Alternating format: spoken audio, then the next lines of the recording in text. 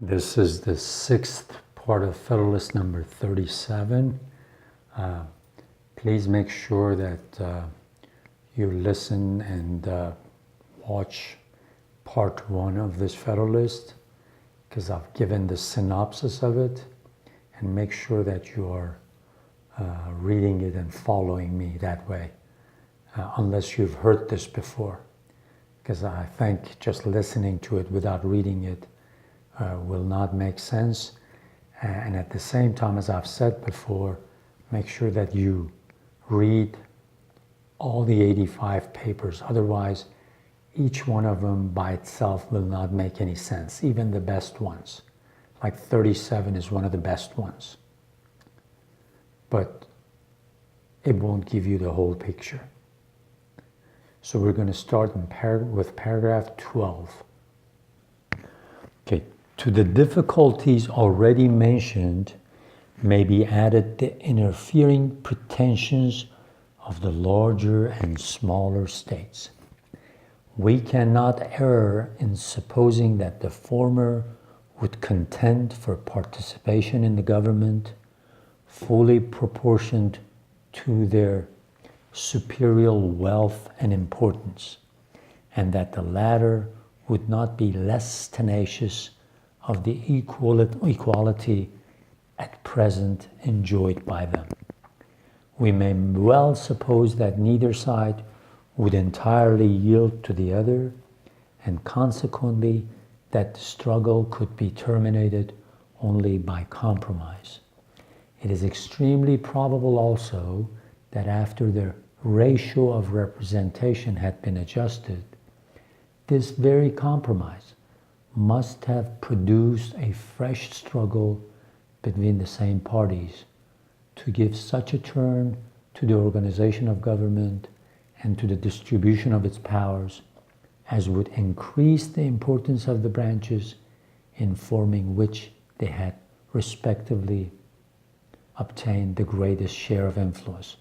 There are features in the Constitution which warrant each of these suppositions, and as far as either of them is well-founded, it shows that the convention must have been compelled to sacrifice theoretical propriety to the force of extraneous consideration. See how nicely he puts it?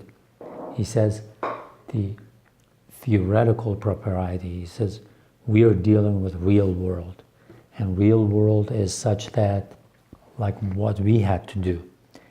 Madison hated the idea that they had to make a compromise with the smaller states. And the compromise was such that the large states, like especially Virginia, was saying that both the House of Representatives and the Senate, the number that every state gets should be proportional to its population, the number of senators and the number of representatives. Whereas the smaller states were saying, no, we should be equal, just like we were in the Articles of Confederation.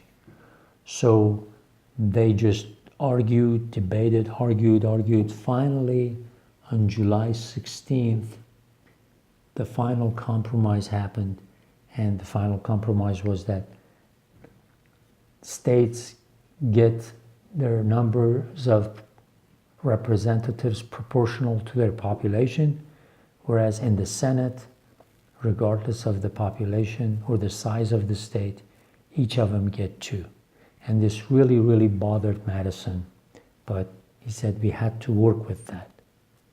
So what he did is, after that day, he decided to change his tactics a little bit. So as you study the Federalist Papers a little bit more, all of a sudden you realize that he said, oh, well, if the smaller states are going to be equal in the Senate, then we're going to have to figure out other ways to balance things out. And you could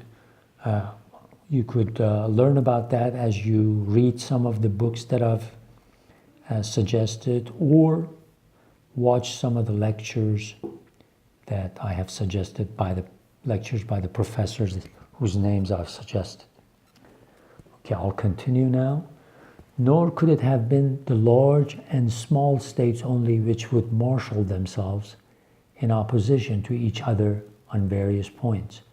Other combinations resulting from a difference of local...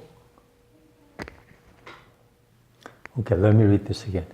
Other combinations resulting from a difference of local position and policy must have created additional difficulties, as every state may be divided into different districts and its citizens into different classes, which give birth to contending interests and local jealousies. So the different parts of the United States are distinguished from each other by a variety of circumstances, which produce a like effect on a larger scale. And although this variety of interests, for reasons sufficiently explained in a former paper, may have a salutary influence on the administration of government when formed, yet everyone must be sensible of the contrary influence which must have been experienced in the task of forming it. So he's probably referring to Federalist number 10 here. He says, remember, states are all not uniform in one way or another. You'll find a state that is a large state. One side of it, the interest of the community might be in fishing and trade. The other side might be in agriculture. So you have to remember, even states, there are different interests, different groups, different factions. So he said, we tried to deal with this in Federalist number 10. We said, expand the state, and there will be multiplicity of factions, and they will balance each other out, and one faction will not be able to dictate its will on the rest of the factions, on the rest of the groups. So he says, keep that in mind too. So it wasn't just a large and small state, but it was large states that might have been agricultural interests, might have benefited more from trading. There are some states that have a huge number of enslaved people, and all they do is plant things and export them. So it is very important to keep this in mind when you're reading the Federalist Papers. Some of the southern states, close to half the population was enslaved people. And so the agriculture was really big. Exporting in the agriculture was big. And they usually were not manufacturing places, so they imported a lot. So their interest was different from the northern states. So I have said, don't think that the 13 states originally were anything like they are now. They were very different. So when they united, it wasn't like they were all alike. They were quite different. There's an excellent book, which is a collection of essays, and it's called Beyond Confederation. I'm drawing a blank right now. I'm forgetting the name of the editors, but that's one of the really good books that you should read. There are a few chapters in there, one that has to do with slavery. I think I know the guy's name. His name is Finkelman. And there's 2 other chapters that are really important in talking about the differences between the states. I'll show you the book later on, but this is a very good book.